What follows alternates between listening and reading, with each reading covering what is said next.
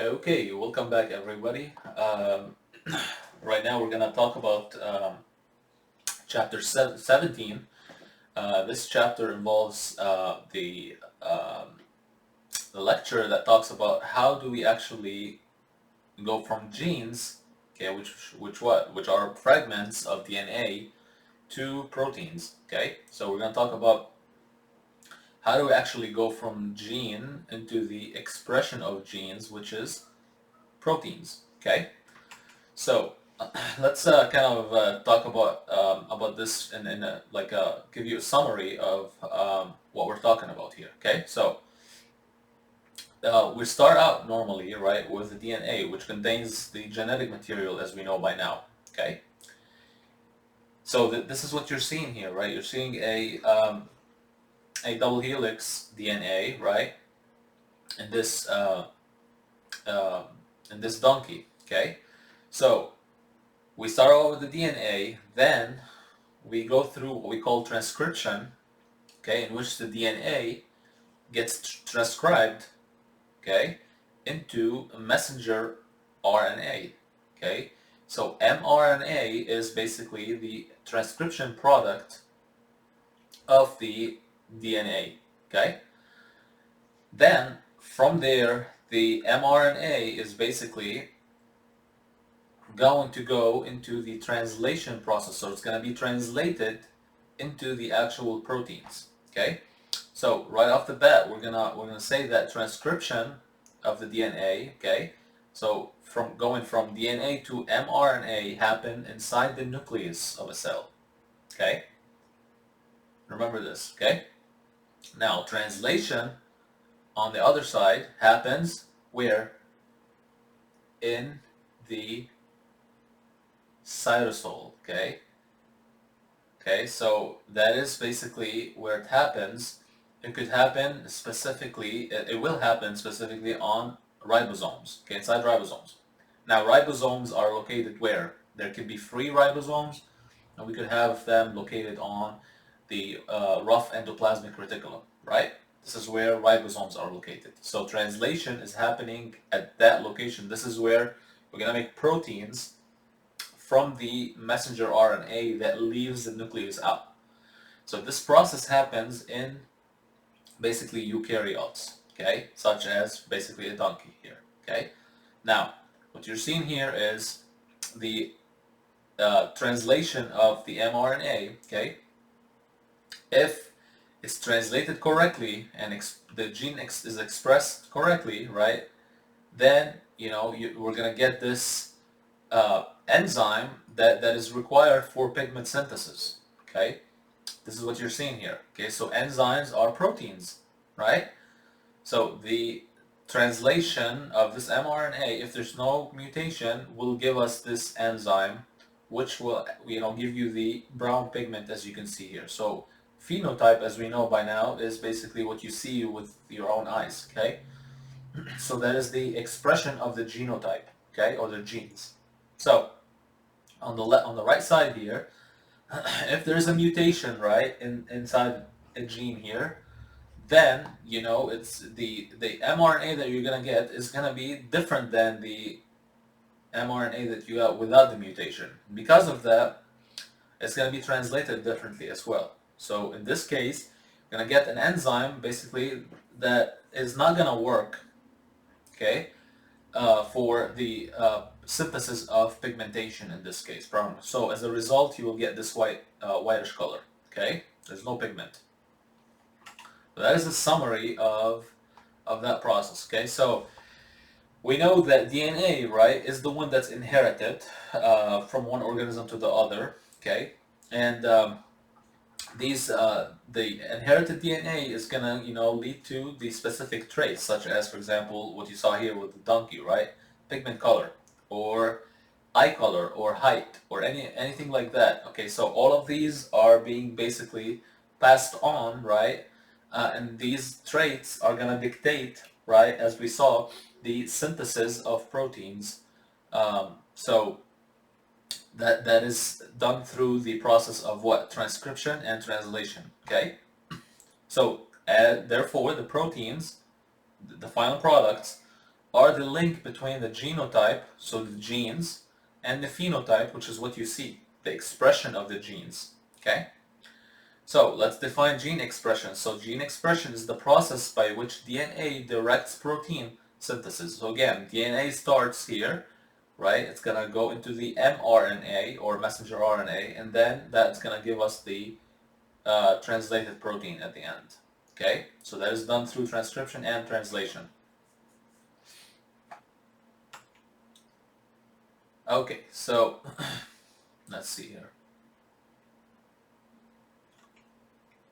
So again, there were many scientists throughout the the 19th and 20th century, right? That were working on finding out actually how do the genes basically get expressed into proteins. Okay, what is that relationship, and how does this whole thing happen? Okay, so a British physician, Gerald, right here, first suggested that genes dictate phenotypes through enzymes that catalyze specific chemical reactions. Okay, so they knew that eventually that genes are going to be basically translated into enzymes. Okay, so they didn't know that enzymes are proteins, but eventually, as they do more experiments, as more scientists do more experiments, then they will know that actually, you know, genes are expressed into proteins, which enzymes are basically made out of proteins. Okay, so let's see here. So this is just talking about an experiment that was done by George Beadle and Edward Tatum, right? They exposed bread mold to X-rays. Okay, so X-rays, we know that they allow for mutations, right? We studied this in the previous chapter, creating mutants, right? So these mutants were unable to survive on minimal media. Okay, because of the mutations, the mutants that were created, they're unable to survive. Okay. Now, their colleagues, Adrian SRB and Norman Horowitz, they ID'd three classes of arginine deficient mutants. Okay, so arginine is an amino acid. Okay, so due to the mutation, the arginine becomes deficient in this case. Okay, so this arginine is made by basically an enzyme that's necessary for synthesizing arginine. So that is how we get this arginine deficient mutant. Okay, so this is the experiment that Beadle and Tatum did. Okay, so again, they put those spores. Okay, so mold. Okay, mold creates spores. So they put them on a media right there, and they basically subjected them to X-rays, as we saw. So what do X-rays do? They create mutations. Okay, so cells were placed basically in a minimal medium, right? And then basically the nutritional mutants were placed in vials with a variety of media. Okay, so let's see here. They were just testing to see, if we're gonna get the growth that is necessary for normal operation of the mold. Okay, so they noticed that first I want to tell you about the control. The control basically had the growth that is necessary, as you can see here. So wild type cells that were not subjected to X-rays, okay, they basically had arginine grow on top, as you can see here. I mean, sorry, the mold grew on top, right, in the control. Okay, now the ones that they were studying, right, they were doing an experiment on, they noticed that the one that had arginine added to it, okay, that one also grew mold on top. Okay, so that is a way that they were studying, right, how basically basically creating the mutants, right, and when they subjected the X-rays on the molds, okay, affected the basically the mutants, have an arginine deficiency. Okay, and as a result, they did not grow mold on top. Okay, so these experiments provided support, right, for the one gene, one enzyme hypotheses. So again, this is talking about one gene that is basically transcribed and translated into a one enzyme. Okay, again, they're calling this enzyme, they're not calling it a protein at this point. So that is a hypothesis. Okay? So this states that the function of a gene basically, okay, so whatever that gene is, it's gonna dictate the production of that specific one enzyme. So in this case, you know, arginine would be basically produced because of the enzyme that is necessary to produce arginine. If there's a mutation in that gene, okay, then the enzyme that codes for the production of arginine is basically gone. Okay? So then scientists realize that not all proteins are enzymes. Okay? Right? Enzymes are basically made out of proteins. So researchers later revised the hypothesis that one gene, is going to lead into one protein. So that is similar to this, but they changed the one enzyme into one protein here. Okay? So, as we know by now, right, that proteins are made out of what? Polypeptides. So, what are polypeptides made out of? Several amino acids attached to each other, and that's how we get the polypeptide. Okay? So, we could either say polypeptide is interchangeable to a protein. Okay? So that is what you're seeing here. So scientists Beadle and Tatum, okay, their hypothesis now is now restated as the one gene, one polypeptide hypothesis. Do you see that? The exchange in naming, but they're basically synonymous. Okay.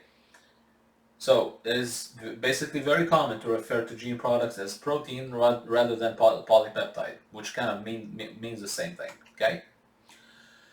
So RNA is the bridge between genes and the proteins for which they code. Okay, that is what we saw when we looked at how DNA goes from mRNA. Do you see that? The messenger RNA through transcription. So that is through transcription how we synthesize the messenger RNA. Do you see it? Okay. Then from there the mRNA leaves the nucleus in the case of eukaryotes. Okay, and then goes and become translated, okay, at ribosomes. So they're the sites of translation. Okay, ribosomes are are organelles that are located excuse me, they're located in the cytoplasm and freely and in on the rough endoplasmic reticulum. Okay.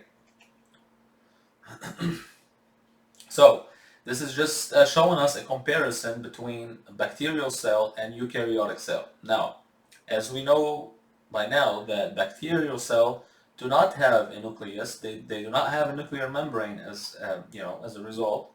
Okay, so they have a place where the DNA is located on the inside the cytoplasm of the bacterial cell. That place is called nucleoid.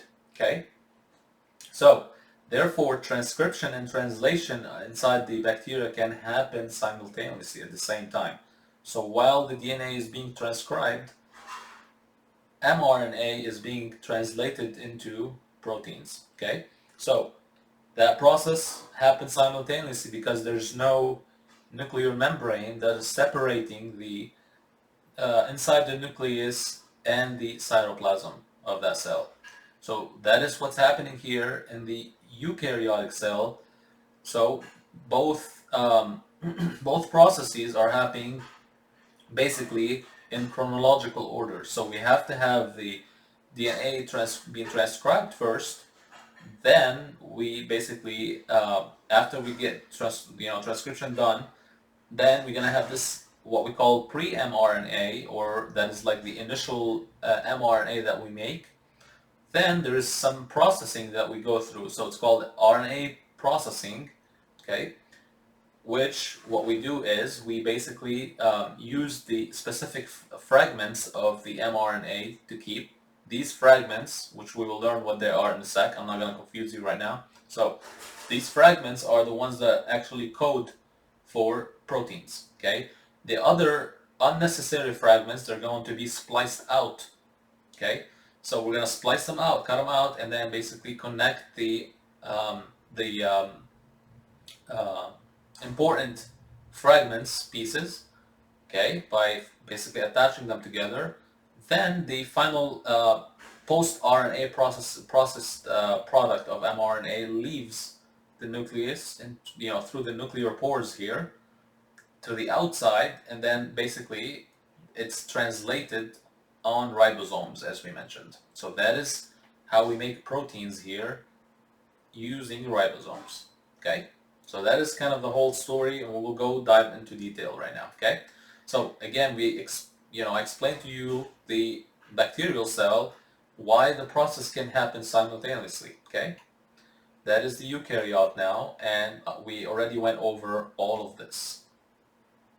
Okay, so the primary transcript, okay, the definition of that is the initial RNA transcript from any gene prior to processing. So that is this, the pre-mRNA, we call this primary transcript, okay? That is the product, that is the primary, right, the initial basically of transcription. Hopefully this makes sense, okay? Now, what is the central dogma in biology? The central dogma in biology states that DNA is transcribed into RNA. RNA is translated into proteins. That is the central dogma. Okay, that is the chain how this works. It can't go the other way around for our purpose for today. Okay, so we're gonna just learn that DNA goes into RNA and then RNA goes into protein. Okay, that is how this works. So you got transcription here and you got translation here. Okay. So there are about 20 amino acids, okay, and we know by now that amino acids are monomers or small sections that make up the polypeptide, which is a protein, okay. So that's how we make a protein. We need to attach several amino acids to each other, okay, and we end up with the protein. Okay, so how many nucleotides correspond to an amino acid, right?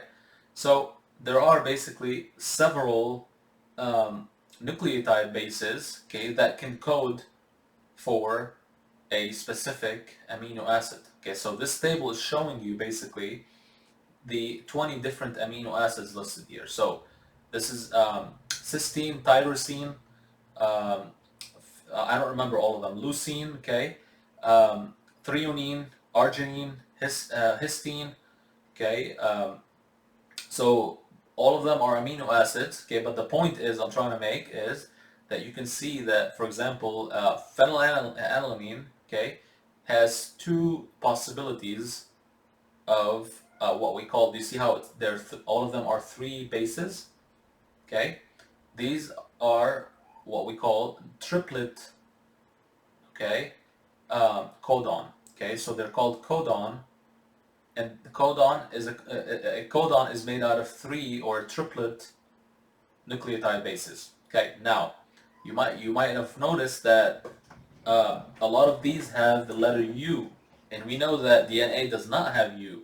Okay, so that is what's going on with actually RNA. So RNA and proteins now have U instead of the T. So normally the way this works, and you will see that U goes with A instead of T. Okay, C and G are kept, okay, in the case of RNA and protein.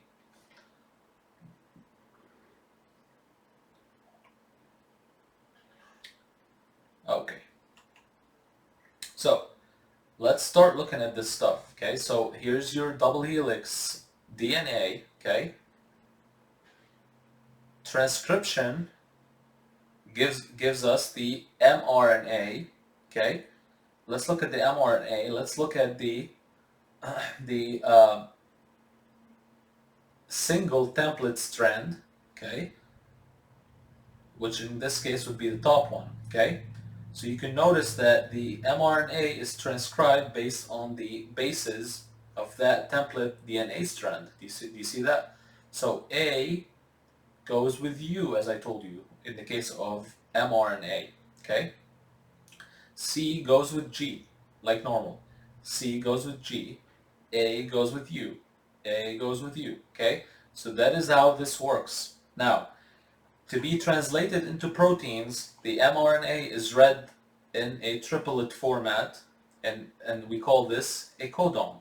So every three bases, okay, will correspond to a specific protein. So in this case, UGG, right, codon, will basically give us the amino acid TRP, okay? Triple U's here, it's going to give us the PHE, okay? The GGC, it's going to give us the glycine, right? So it just depends on the codon that you have here, you're going to get the different amino acid as you can see here, okay? Okay. So one of the two DNA strands, as you saw here, is what we call the template strand. That is going to be the template, right, or the foundation that we're going to basically do the transcription based on. Okay? So it's going to provide that template sequences, right, to do a complementary nucleotide match pair. Okay, again, we're going to replace the T with a U. That is the difference between mRNA or RNA molecule and DNA, right? One of the differences is RNA has U in it, not T. Okay. So, what about this one? This one also gonna be translated as well. Okay, so it's gonna be transcribed and translated. So both strands are gonna be also doing the same thing for a different gene, basically. Okay.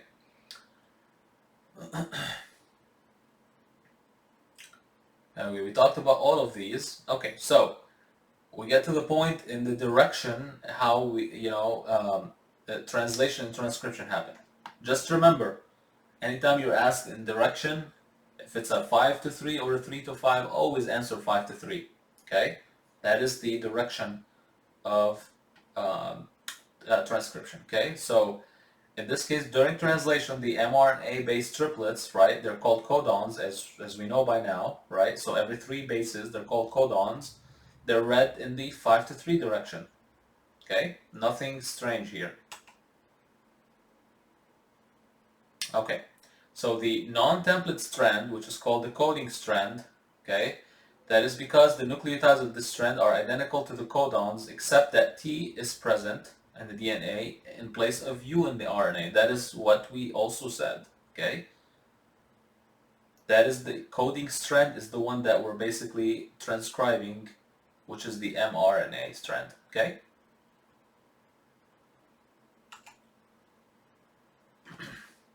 Now, to do the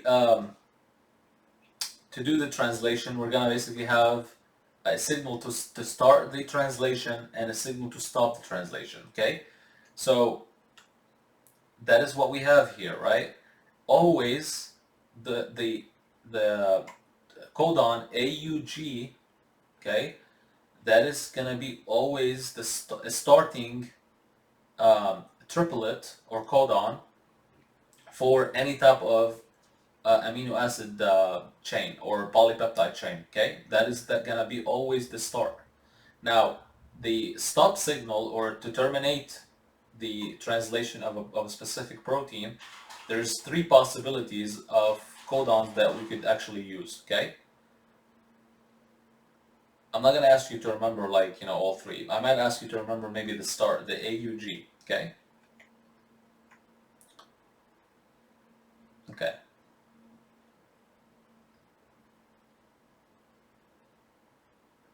So the genetic code is redundant, right? That means more than one codon, as we saw, may specify a particular amino acid. Okay, so more than one codon can specify a specific amino acid. We already talked about this. Okay, you can see it here in the different codons. Okay,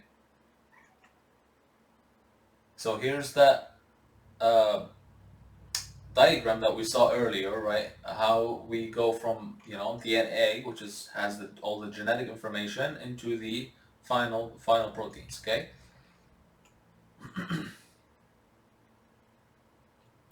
So the genetic code is basically universal across, different organisms, also across bacteria, right? Um, so some genes can be transcribed and translated after being transplanted. So we can actually transplant genes, right? By taking it from one organism and basically inject it into another organism. So that is transplantation, okay? To create, a variety of phenotypes. So this is what you're seeing here, okay? So there is, for example, a pig expressing a jellyfish gene, that is basically yellow, okay? You can see the translation, the transplant caused the yellow pigment to appear here, okay? Which is kind of funny. Okay, so let's talk about now the actual detail of transcription. So we're talking about going from DNA to messenger RNA, okay? So if we're basically making a new messenger RNA, that means we want who to be the builder. So in the case of DNA, do you remember who we said was the builder? DNA polymerase, right? In the case of mRNA, we're going to call this RNA polymerase. That is the RNA builder. So polymerase is basically an enzyme that's building a polymer of what we want. Okay, RNA polymerase. Okay, so let's see what RNA polymerase, okay, it does and how does it do it, okay? So it does not need a primer to start working. It can start working immediately, okay? What is it gonna do? It's gonna substitute the U nucleotide instead of the T, okay? That is how we get this U in RNAs, okay? So let's start looking at this. So this is your DNA double helix, okay? And what you notice is we have a starting point in which basically transcription starts. So there's always going to be that starting point, okay?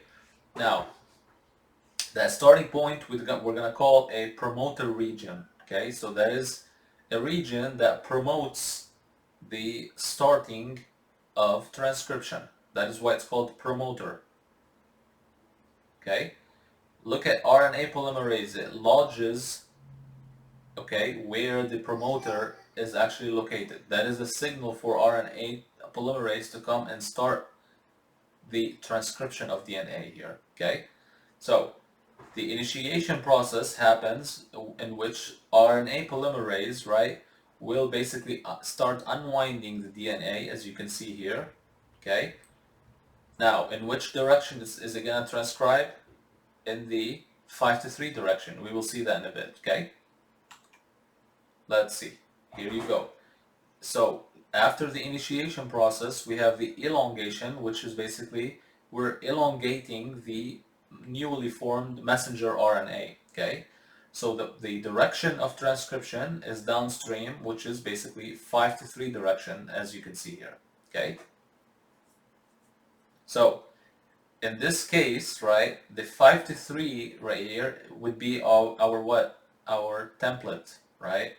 Our template strand that we're basically creating our newly formed mRNA strand, okay?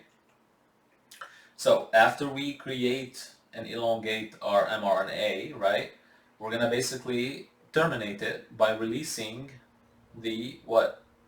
RNA polymerase. We do not need it anymore, so therefore it's released, okay?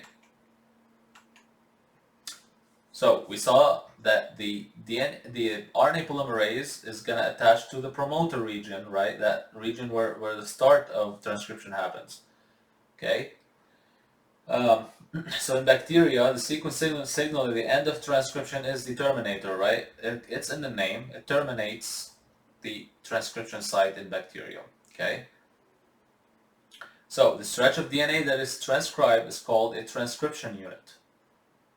So that would be right here, right? Whatever we're coming out of right here, all the newly, you know, um, stretch of new nucleotides, they're called transcription unit, okay?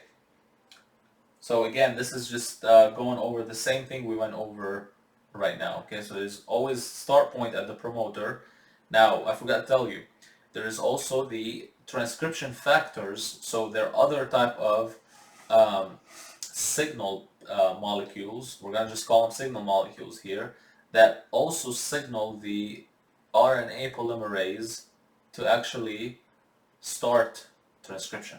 So not only the promoter is basically a region to signal it to start at that location, transcription factors are needed to actually start the transcription, okay? So the assembly of transcription factors and the RNA polymerase, so that is the builder of RNA, right? When they're bound to that promoter region, as you saw here, okay? What is this called? It's called the transcription initiation complex, okay? So that complex is, where transcription initiates, okay? It's all in the name. Now, at the beginning of this promoter region here, just the first part of it, we call this part data box. We call it data box because it's always made out of the two nucleotides T and A, basically repeated. So data, several T and A, T and A, T and A, as you will see in a bit, okay? So that is in eukaryotes. Here is that data box, okay? So here is the whole promoter. The beginning of it is basically what we call data box, okay? Now look at this. You got the RNA polymerase. Actually, this one is the RNA, but the big one. The big one is the RNA polymerase. Then all of these, circles here, they are just, showing you, that transcription factors are needed for the attachment of RNA polymerase and are needed to actually transcription to proceeds. Okay. Now look at the transcription, how it's happening here at this bubble. Okay, at this site, it's going from the 5 to 3 direction. Okay.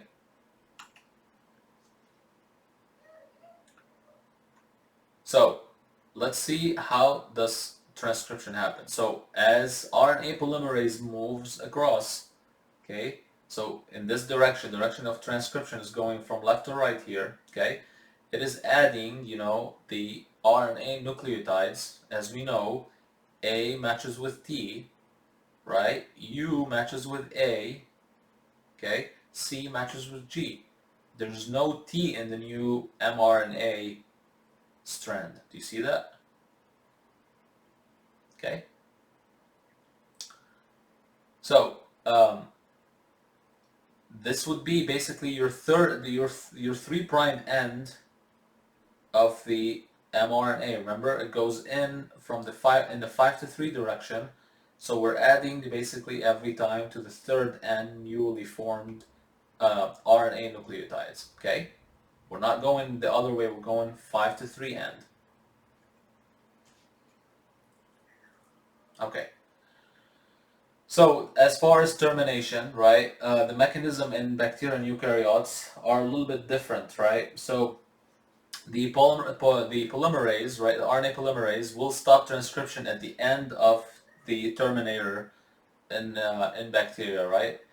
And as a result, mRNA can be translated without further modification. So there's no modification. I told you this previously. So there's no post-modification which we will basically splice out the unnecessary fragments in bacteria. Now, in eukaryotes, there's actually a need for splicing and basically kind of like doing a final touch to the mRNA before it's processed completely. Okay, so let's see what happened here. So the processing in eukaryotes, okay, requires what? Requires to cut out, splice out, or cut out first the unnecessary fragments. Okay, those fragments are gonna be called introns. Okay, introns. Introns are the ones that are the fragments that are not needed to proceed to translation. Okay, they're not coding sequences. The ones that are needed, they're called exons. EXONS. Okay, so I wanted to also mention that every time a mRNA is being made here, as you can see, there's always on the next to the 5' end, there's always a guanine nucleotide, right? As you can see here. So it's got a guanine and 3 phosphates on this end, okay? And on the 3' end, 3' end, there is always a poly A tail which consists of many A nucleotides. That is why it's called poly A tail. Okay?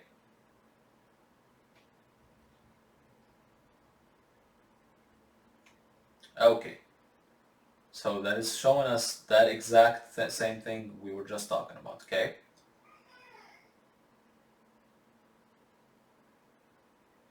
Okay, the poly A tail has been shown to basically have several like beneficial functions, like example protecting the mRNA from hydrolytic enzymes. So they have some protection. They help ribosomes attach to the 5' end, and they seem to facilitate the export of mRNA to the cytoplasm. Remember how we need to do this before translation can proceed. Okay, because this is where ribosomes are located. So let's kind of take a look at the processing of the messenger RNA, and I told you this, right? So here's your introns sections. We're gonna basically cut these sections out, and we're left with this darker red fragments. These are called the exons. So these are the codon or the coding fragments in mRNA. So these are gonna be kept, and they're gonna be translated. Okay. Here's your poly A tail that we looked at in the 5' cap end. Okay, so the ones that are basically some proteins that are doing the actual splicing and processing of this mRNA are called spliceosomes. It's in the name, they're splicing, they're cutting out the introns out of the messenger RNA, so that is called pre-mRNA, because it hasn't been processed yet. They cut out the sections that are not needed, as you can see, and then what they're gonna do? They're gonna basically splice in or attach basically kind of the coding regions, which are what do we call them? Exons.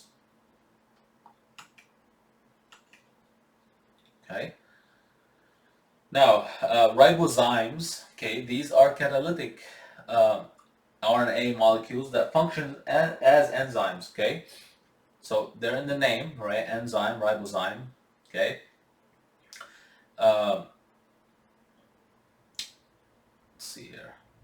So there are 3 properties of RNA that enable it to function as an enzyme. Okay. RNA can basically form a 3-dimensional structure, right? Because of its ability to base pair with itself. Okay, we will see how that looks like here. Okay, in a bit. Some bases in RNA contain functional groups that may participate in catalysis. Okay. I'm not probably going to ask you on this anything, but just know it.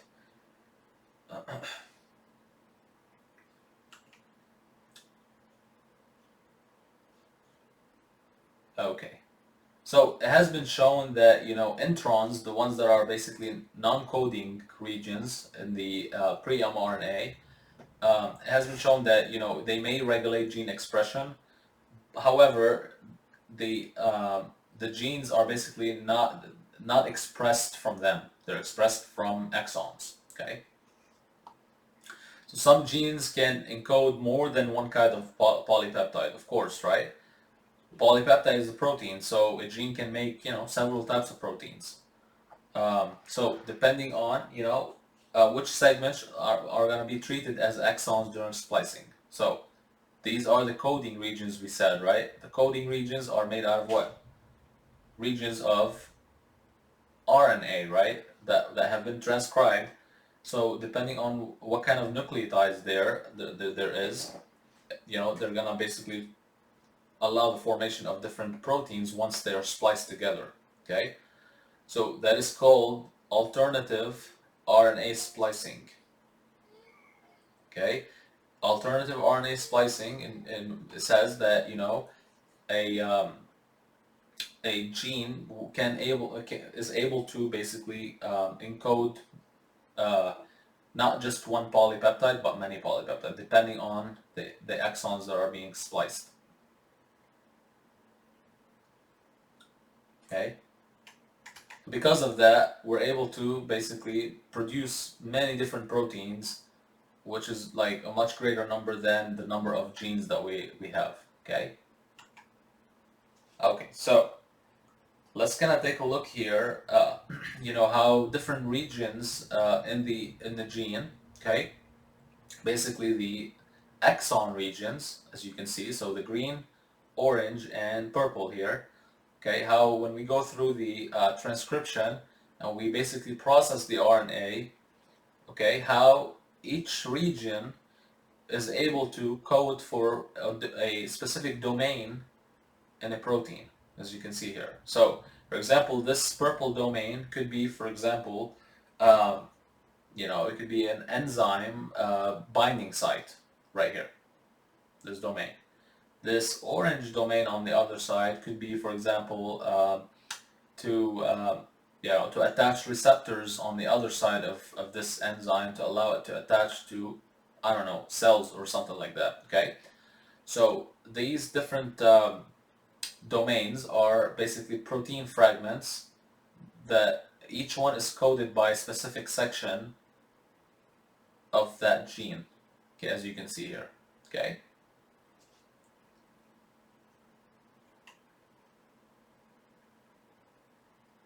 Okay. So now we're going to talk about, we finished talking about transcription. Now we're going to talk about translation. Translation is how we proceed from the messenger RNA that we transcribed into the proteins. Okay. Where are we going to do this? At ribosomes. Okay. So we're going to use a molecule to do so. Okay. That molecule is called transfer RNA. So transfer RNA is going to be basically working to add amino acids to the newly formed polypeptide chain. We will see how that happens, okay? So, alright, so this is kind of a general look of how that process happens here. You're seeing here an actual ribosome, and there are basically tens and tens and tens of thousands of ribosomes obviously inside the cell, okay? So that is a ribosome. It's got basically a big subunit and a small subunit here, okay? And then basically they sandwich in between the newly formed mRNA that we transcribed, okay? And the translation happens, right? Because tRNA, transfer RNA, these are the blue molecules here, okay? Each one is carrying an amino acid at the end of it right here, and on the opposite side there's 3 triplet bases in which we call anticodon, because the codons are located where? On the mRNA, as we saw previously, right? Codons are gonna be specifying what amino acids we wanna translate and make. Okay, these are the kind of like the order. Okay, these will order what type of tRNA to come over based on basically the anticodon that is needed. Okay, so we will see how that happens in a bit. So the anticodon is going to have the complementary bases to be paired. So A is going to be needed to be paired with U here on the original codon, right? C goes with G, C goes with G. Okay? So here's the molecule of that tRNA that we were looking at. This is just how it looks like molecularly, right? You can see that on one side it's got this amino acid attachment, okay? On the opposite side it's got this anticodon, okay, which corresponds to a triplet of nucleotide, right? Based on the codons that are on the mRNA, okay?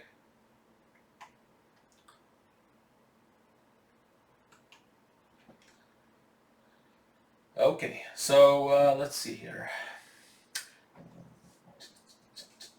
So the tRNA, that's the three-dimensional structure of it. It's showing you how it folds on each other. It's got this amino acid attachment site on the third prime end, and it's got this anticodon on the opposite side. Okay, this is what you're seeing here.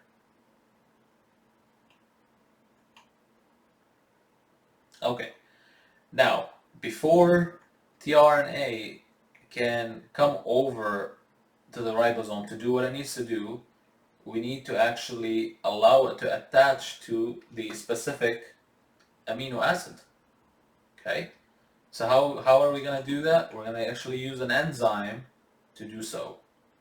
This enzyme is called amino acyl tRNA synthetase. I know it's a long name, but again, it's in the name. So we're synthesizing, as you can see here, it's an enzyme that synthesizes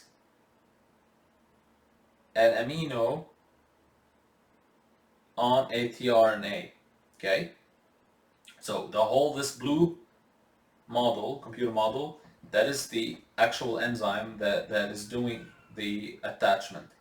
Here is the tRNA, and here is the amino acid that this enzyme is basically working on. So what do we know about enzymes? We know that they have specific attachment sites and specific attachment site, right? That are called active site, okay?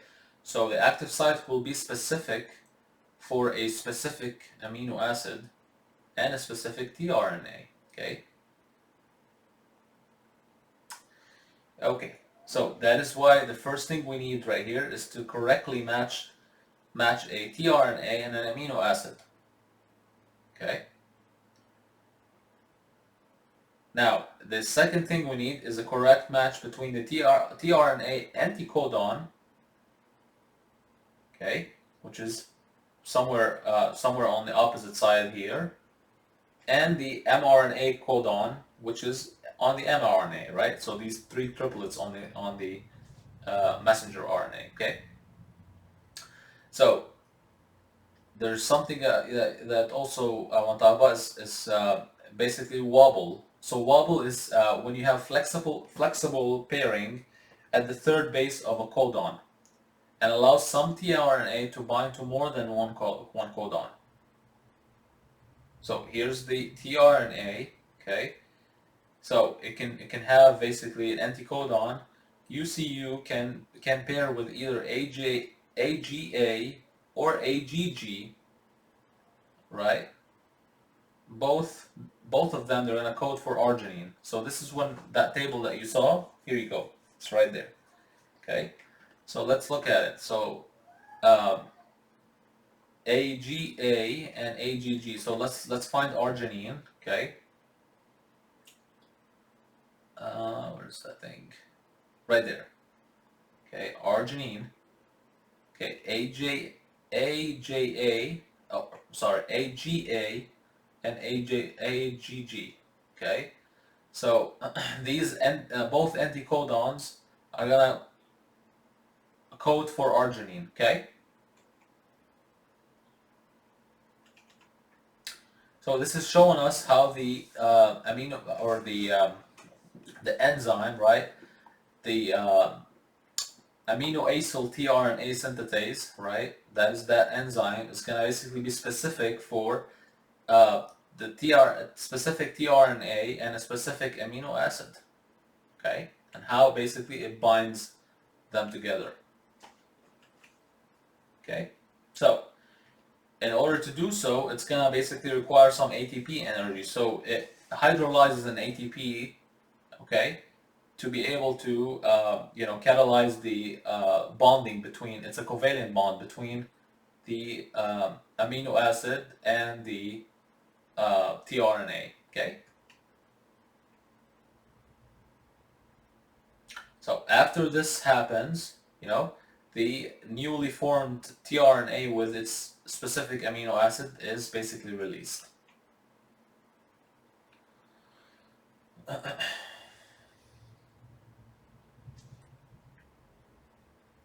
Okay, so now let's talk about ribosomes a little bit, right? So these organelles, they're gonna facilitate the coupling of tRNA and T codons. So these are the bases that are at the end of tRNA, as we saw, with the mRNA codons to be able to produce specific proteins based on the mRNA codons. Okay. So some antibiotic drugs, right? They're gonna specifically inactivate bacterial ribosomes without harming eukaryotic ribosomes, right?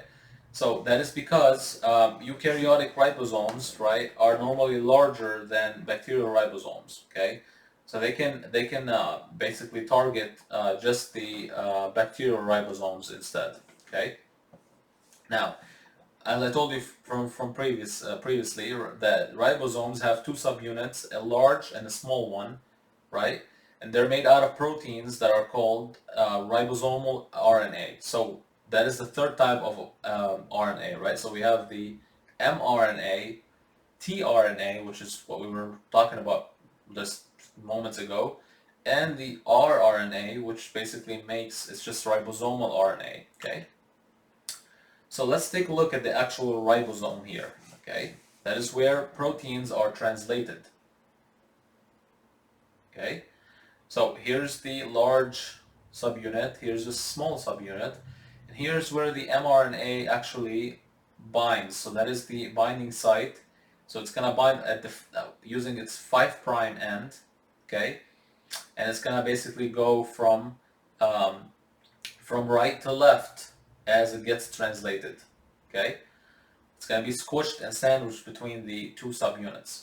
So you can see here also that you notice that there are three different chamber sites on the large subunit of ribosomes. There's the E site, P site, and A. So EPA. Okay? So right off the bat, the way this works is the tRNA that we saw here previously, okay, carrying this amino acid is going to come at the P site first. So P, think about it as primary. Okay, it's going to go here on the P site first, based on the codon triplet that is on the mRNA, as you will see here. Okay, let's just see it. Okay, it's going to go here. It's carrying the specific amino acid.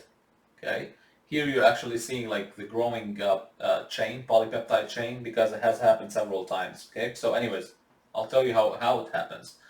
So you're gonna basically lodge the tRNA on the P site.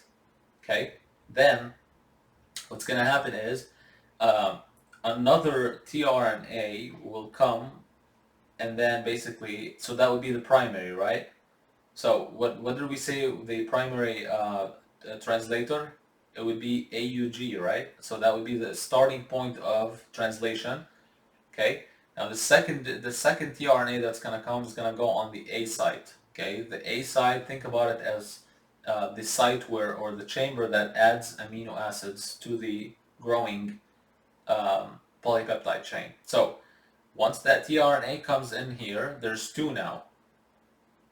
This whole growing polypeptide chain will transfer over to this amino acid here. Now, what is that gonna do?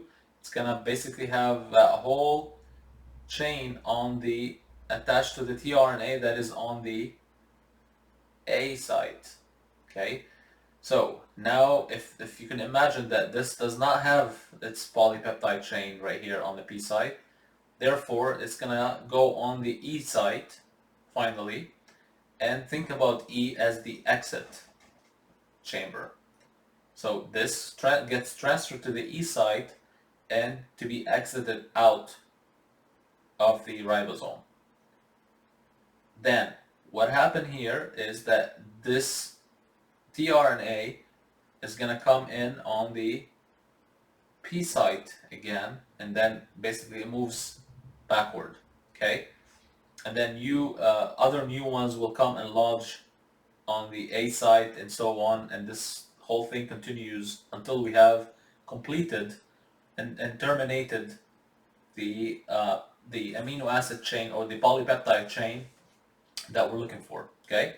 Based on the mRNA sequence that we have. So this happens in which there's a initiation, of course, then there's elongation, right? So there's an initiation, then we're gonna elongate the amino acid chain, polypeptide chain, okay? Then we're gonna terminate it, right? When we have the terminator sequence, okay?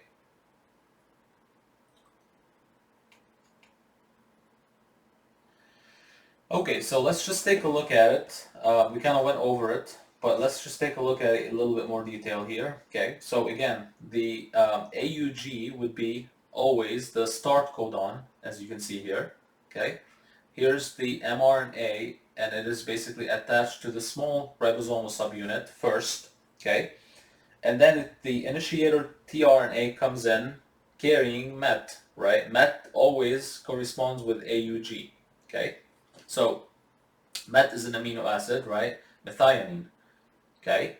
Uh, and so after this happens, right, basically we're gonna use some GTP and hydrolyzed GTP, okay, to be able to attach the large subunit on top of the small subunit. So the mRNA will be sandwiched, as you can see here.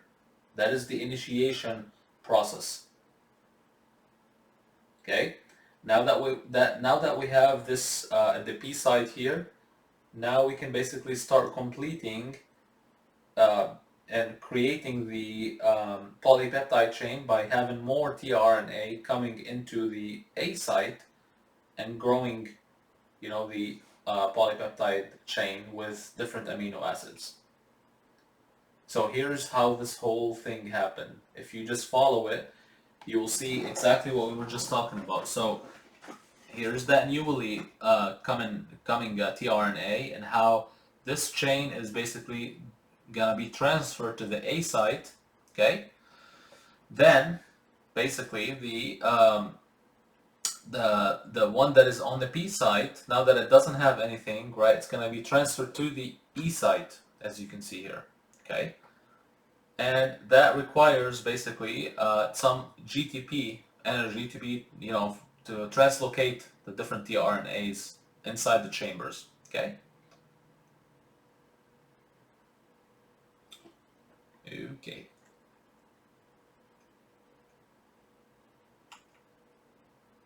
All right. So this is just showing the amino acid structure that we're basically working with here. So we're looking at this here. Okay. So every time we add, we're adding right here to the carboxyl end, okay, of that growing polypeptide chain. So what does the carboxyl end have? It's got this, basically. It's a C terminus, right? And it's basically a hydrophilic, right? So it's a carboxyl group, so it's a hydrophilic, so it's able to, react, with the or create all the different bonds between the different amino acids. Okay, so the amino group is basically on the other side, right here. Okay. So here are the 20 amino acids. Just take a look at them if you'd like. Okay, so translation always happens also in the 5 to 3 prime direction. So here's the 5 prime, here's your 3 prime. So we're going basically from the left to the right, okay?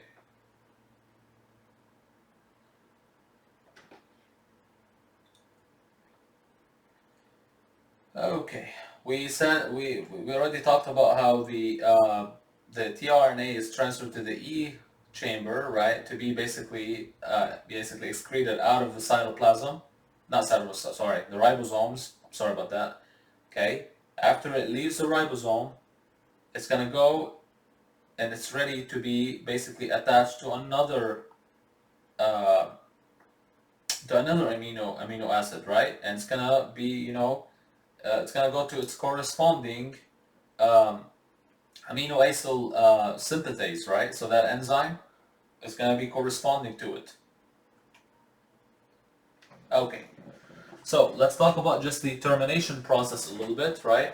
So the chain is gonna keep elongating, right, as long as there's no termination process. So termination process happens because of two things. It happens because of the stop codon.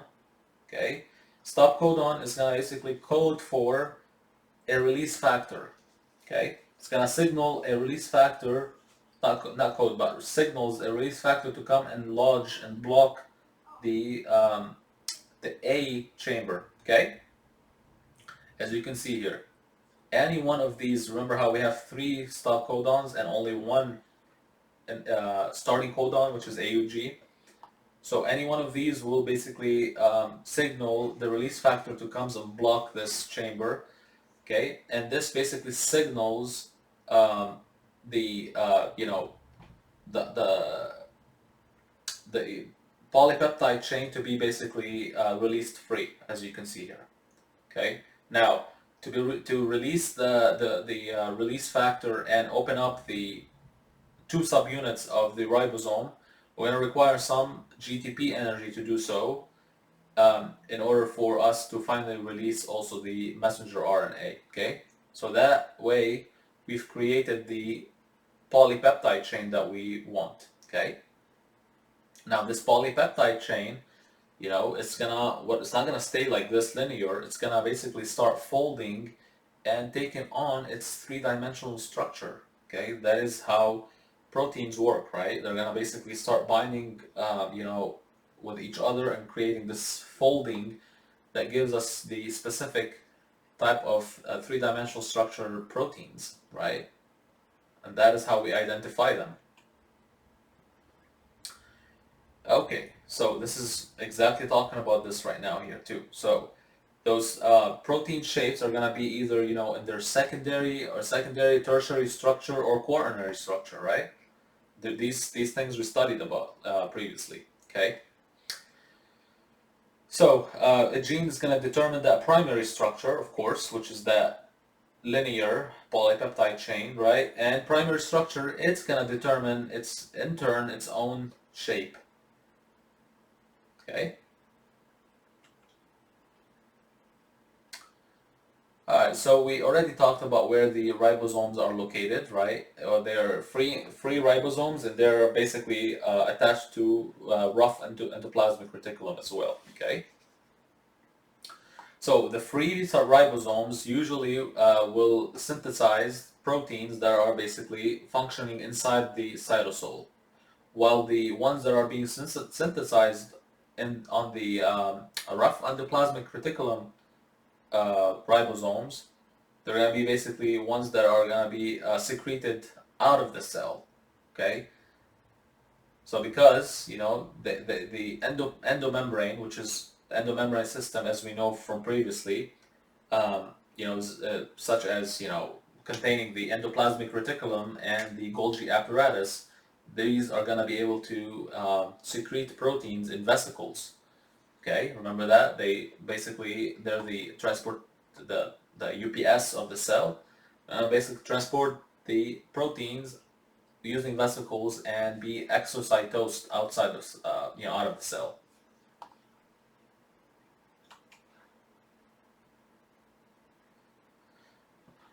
Okay, so yeah, polypeptide synthesis always is gonna begin in the cytosol.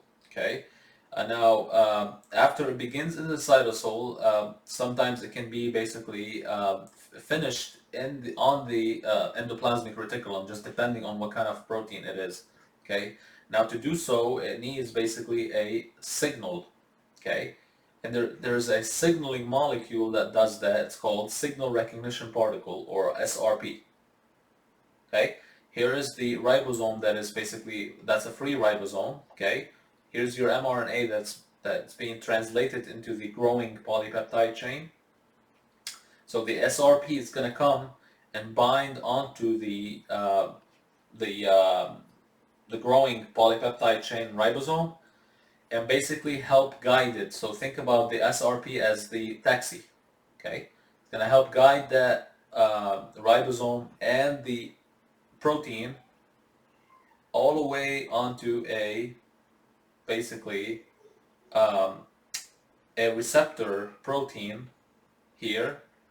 Okay, that is also specific for the SRP. Okay, it's going to attach to it, and therefore that receptor protein is going to allow um, the growing polypeptide chain, okay, to basically go inside the endoplasmic reticulum if needed, as you can see here. Okay, and after that, the taxi, the SRP, will basically be detached because it did its job. It's not needed anymore. It delivered the package basically.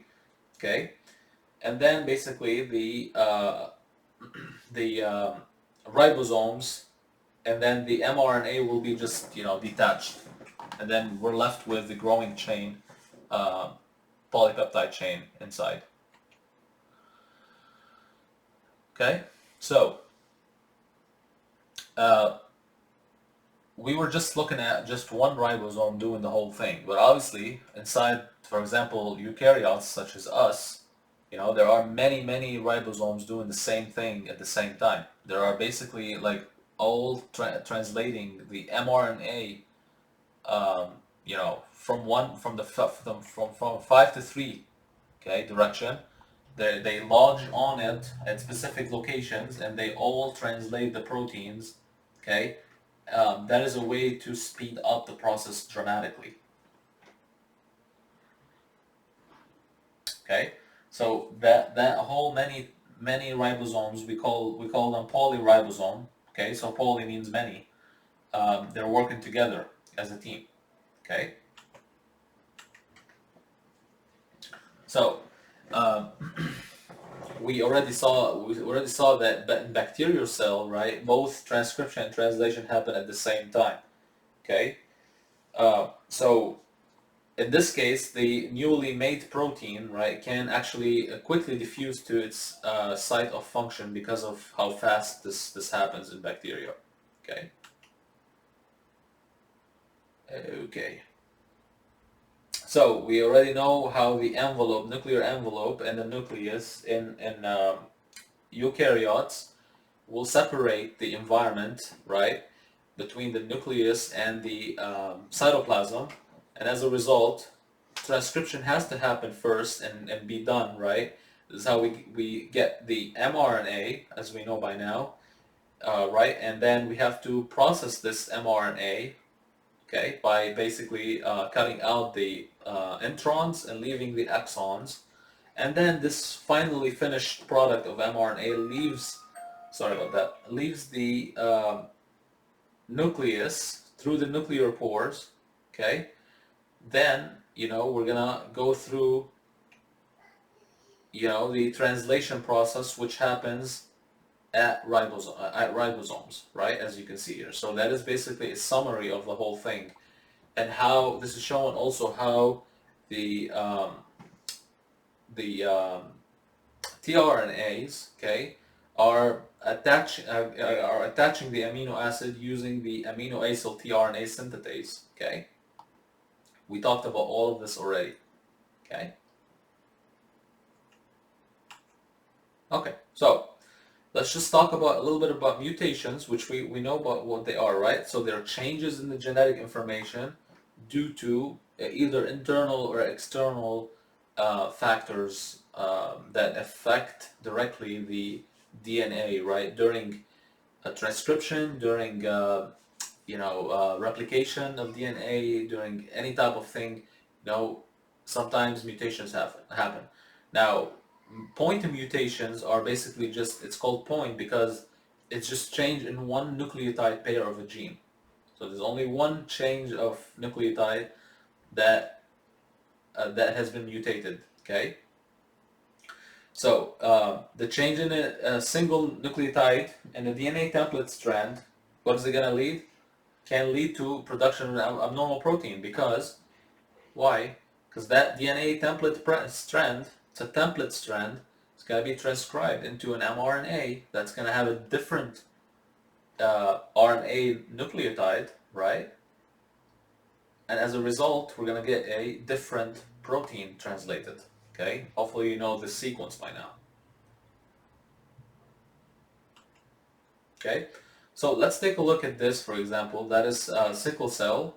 Okay? Sickle cell, it involves red blood cells. Okay?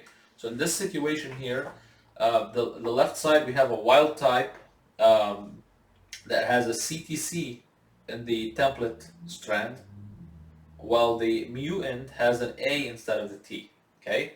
As a result, right, we're going to have a different complementary strand, as you can see here. It's got, a different base on it. And as a result, we have a different transcription product, which is a different mRNA due to the different nucleotide. See, that's a point mutation. Single different nucleotide. So as a result, this GAG will code for this amino acid, while this GUG will code for valine instead. So it's a different amino acid, okay? So what's going to happen here is this type of polypeptide chain or protein, okay, is going to have a basically detrimental you know phenotypic presentation. In the case of sickle cell, these red blood cells are not going to be able to carry oxygen, okay, unlike the healthy red blood cells. Okay, so sometimes also we have not only point mutation, but we have a nucleotide insertion or deletion, okay. So let's talk about also several other types of mutations. So if we say silent mutations, okay, so these basically are silent. That means nobody knows about them, okay, because whenever a change or a mutation happens, okay, you do not see a different phenotype presentation because they're silent, okay. Okay. Now the missense mutation, okay, it's gonna still code for an amino acid, but it's not gonna be the correct amino acid. However, even still, there's no effect, so there's no like different presentation. Okay, just depending on what kind of amino acid it is, obviously. Okay. Now the one that we're worried about is called nonsense mutation. Okay. So that type of mutation is nonsense because it doesn't make sense. Okay. Because it doesn't make sense, it's gonna most time lead to a non-functional protein. Okay.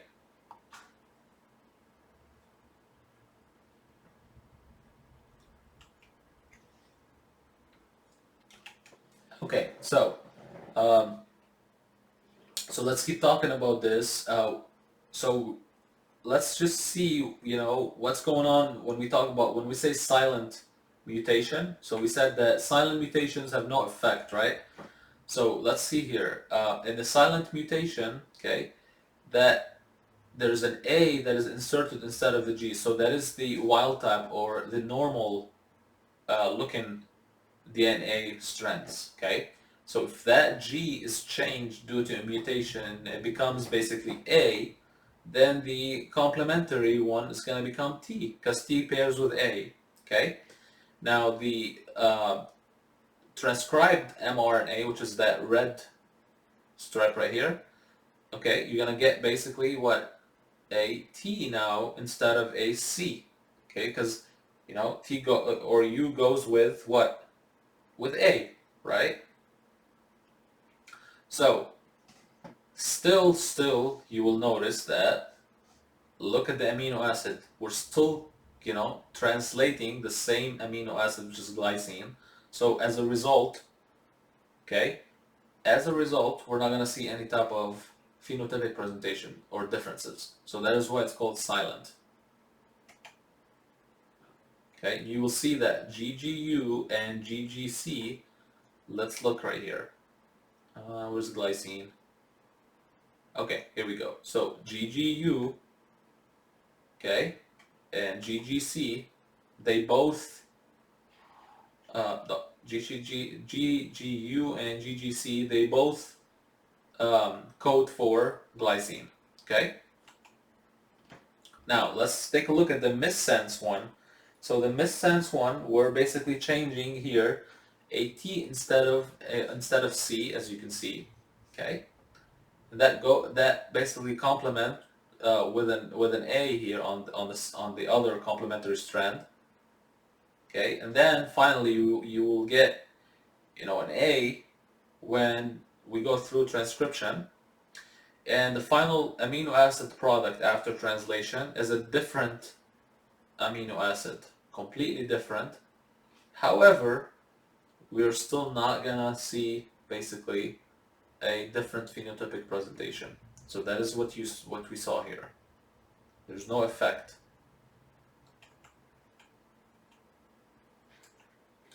Okay, so let's talk about insertions and deletions now. Here, when we say insertions, we're inserting additional amino nucleotides.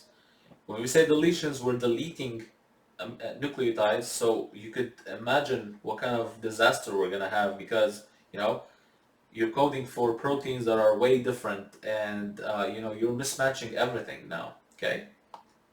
So because of that, what's gonna happen is the addition or losses of nucleotide pairs, they're gonna lead to what we call frame shift mutations. So the whole frame is gonna shift due to either missing amino acid, or not amino, but nucleotides, sorry about that, or the addition, okay, by insertion of other nucleotides. They're gonna basically make things kind of